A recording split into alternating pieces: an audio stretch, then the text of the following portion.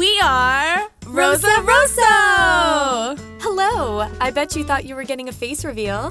Well, you're not. Oh, that's true. We work in layers. We can't get true. it all at one time. We're like an onion. We're literally an onion.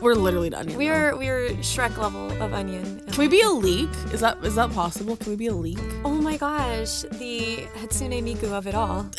But thank you for listening to RoRo Radio. Welcome. And we are going to answer some of the questions we got on our story after our member reveal. Thank you all so much for submitting the questions. Yeah, these are wonderful. And just thanks so much for being some of our roses. Oh, so cute! I know. How cute are we? Honestly, the cutest.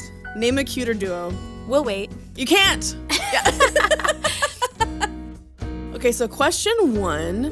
What or who inspired you guys to become idols? Well, I don't know if our roses know this, but along with this being RoRo's debut, this is also like my debut as an idol at all.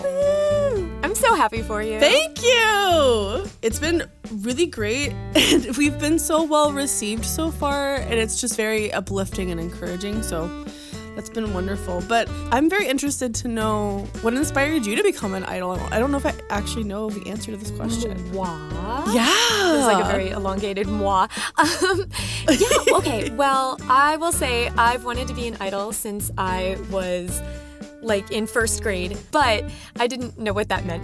Back then, I was just like, I want to sing on stage with my friends. You know, somewhat later down the line, I started doing dubbing online, which for those of you who aren't familiar, dubbing is what we called covers back in the day. Oh, yeah. It was called dubbing. I don't think they call it that I anymore. forgot about that. But yeah, and that's how we met, actually, for those of you who didn't read or haven't seen our Q&A. We met, we can say what it is now, we met at Hana Project Dubs. Back in the Jurassic era? Yeah, redacted years ago. Yeah, so that was the first time that, or one of the early first times where I started doing online idol things with other people other than just like my friends who I coerced into singing with me.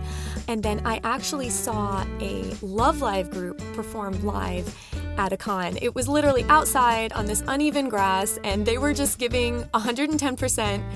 It wasn't even a fancy stage, but I was hooked. I thought it was so cool, and I was like, oh my gosh, I want to do that. And I did do that for a little while. I gotta give the Spark Notes version because I'm going too long now.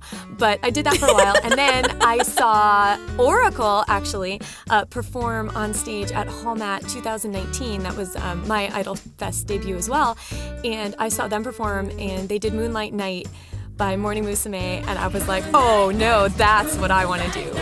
I just thought it was so cool. They did such a great job, and that is what inspired me to do original kaigai idol stuff.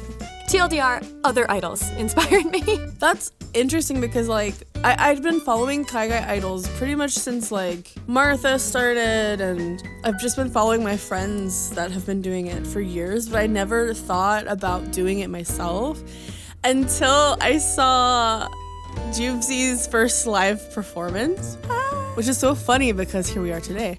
But I don't know, I never considered it until I saw you, and I'm like, wait, like if she can do it, maybe I could do it too. But it's been years since your debut, right? Well, yes, because live singing wise, my debut was in 2022, so it hasn't been a whole long time. And then I did my solo debut the following year at Dream Valentine Live. Oh yeah! Oh my gosh! Which, iconic. I just thought that was such a cool event. So when I saw that, I guess 2 years ago, the wheels started going. And I've always wanted to do group work. I've never wanted to do solo work. I don't know. I feel like, not against anything about solo work, but it just doesn't, I'm too scared to do on my own. No, you're so valid. And so I think that I've been putting out feelers, trying to figure out how to get myself in. And then you and I just had a conversation where things just started like, not spiraling, that's the negative circling thing. Spinning. The good spiraling. The good spiral. They started positively spiraling. And so I think that's it. So like, yeah, TLDR, we started doing dubbing together back in the Jurassic era. It was the Cretaceous. Give us some credit. And then here we are today. We are following our RoRo dreams. That's what's happening. It really is happening. Question number 2. I sound like I'm on the dating game or the match game. Bachelorette number 2. Question number 2. Where are y'all based? I'd love to see y'all perform. Well, I love the y'alls in this because it's so dear to my heart. So I'm based in Texas, and Juli is based in Florida. Woo. So we're gonna be, hopefully, cross those fingers, doing a lot of performances in those 2 states, but we're also like really hoping to be able to perform around the country and internationally. Oh my gosh, it's so funny that you say that because the next question... Well, that was a really good segue. It really was. Any goals for performances? Oh, why, yes. We have quite a few performance goals. Like Rae was saying, we really want to perform in Florida and in Texas, but we've got our eyes on a few events in Georgia, in California, and like she was saying, internationally would be really, really cool. Right? I don't want to give away too much because I want people to be excited and surprised when we... Right, and we're still cooking. Like... Oh, absolutely. The pan is on the stovetop. Is that a thing people say? People don't say that. They don't say that, but they do now after today. Okay, after they this, will. Podcast style, yeah. When we edit that out, they'll... I know, I'm putting that in. The pan is on the stovetop. If y'all have any requests for like idol fests in your area too, please let us know.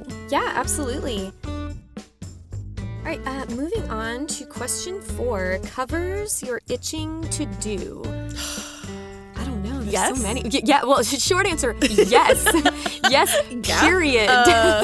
We'll name a few. Yeah, sure. So we're very like influenced by the former Hella Project group Bono. So pretty much like all of Bono at some point in our lives. Absolutely. Give me like the top 2 Bono songs that you'd like to cover. Oh my gosh, I've got them. I got them in the tank. I'm ready to go. Definitely Independent Girl. I'm not going to say the full name because Soyokaze something. But Independent Girl is such a powerful song and it is so fun to do live, I imagine. And then the other one is definitely Nakimushi Shonen. Right? Dosha Booty, all right? Oh my god. Please. Say less. It's so good. It's so fun. And I feel like it's really interactive with the audience as well. So, yay. So, now, Rae, how about you? What are your top 2 Bono songs? It's so hard. What are the ones that make me cry? That's the answer that I should give. Do you mean, it's the Google search, do you mean Tabidachi no Uta? It's probably... Well, I love Tabidachi no Uta for sure. So I'll say that one. Either Tabidachi no Uta or Kimi ga Ireba. Oh. But also Hatsukoi Cider is like big on my list for multiple reasons. It's just a very like iconic song, but it's also so hard. It's a very It's not easy. It's not easy. But it's so good. You can cut this out. But I saw someone like forever ago singing this live like at like a little idol event somewhere. It was like on this little stage and I don't even care. I was like beautiful, powerful. I thought back then, this is before all the kaigai idol stuff, and I looked at that and went, oh my god, I could never do that. Then look at you now. I know, look at me now. Let's do it today. Let's do it. No. Oh, wait, I gotta prepare. I need give me like at least 3 to 5 business days. Like I need some time. Oh, there was one other thing I wanted to also say. In addition to Bono stuff, something that I really want to do with RoRo is like rock covers of like popular J-pop. Yes. You know what I'm saying? Like, or like metal covers. Like I found this metal cover of Idol and I was like, this needs to happen. So I'm hoping we can also do some like rock like flavors in some like just J-pop. Put it in the pan. Yeah. Rock flavors in the pan. The proverbial pan that RoRo is wielding. Dream song to cover. That's a really, really difficult and one. Also, it's really bad for me because I wrote in my dream song to cover Hatsukoi Cider, but I've already said that. You can say it again. Well, say it louder. Yeah. But I also like really want to cover. Lately, I've been really obsessed with New Genesis by Ado. Do you know that one? Yeah, I do. What am I, living under a rock? It's like really hard though. It is. So basically, yeah, I just want to do all the hard songs. Apparently. Me too. Okay, great. So that's really good. I like that one too. For my dream song, I mean, I've already performed Punky Funky Love, which is my absolute favorite song of all time. It has been my ringtone on my phone for, I always say it wrong, and Joey is not in the audience to show how many fingers of years I've had it on my phone. I think it's like 8 years. But any Grand Rodeo song ever, because it's just, I don't know, it's happy rock. Like the guitar is so like, it's like higher and, does that make sense? Happy rock? Happy J-rock? Yeah. Yeah, it's just, I don't know, it's really joyful, but at the same time, I also love really vocally difficult ballads. Yeah. So it's a dream to do those, but I'm also a little scared. I've added more ballads to my set lists as time has gone on because they're the most challenging. Like once you start a ballad, you have to finish it. And I love them and I think they're gorgeous and I just get... You're good at them. You don't need to be self-conscious about it. Original songs? Eyeball emoji? Rae, take it away. Yeah, actually, we're in the middle of compiling songs for our, like, I guess official, like, offline debut. Like IRL? IRL. Okay, that's the word. I don't know the lingo. I'm new here.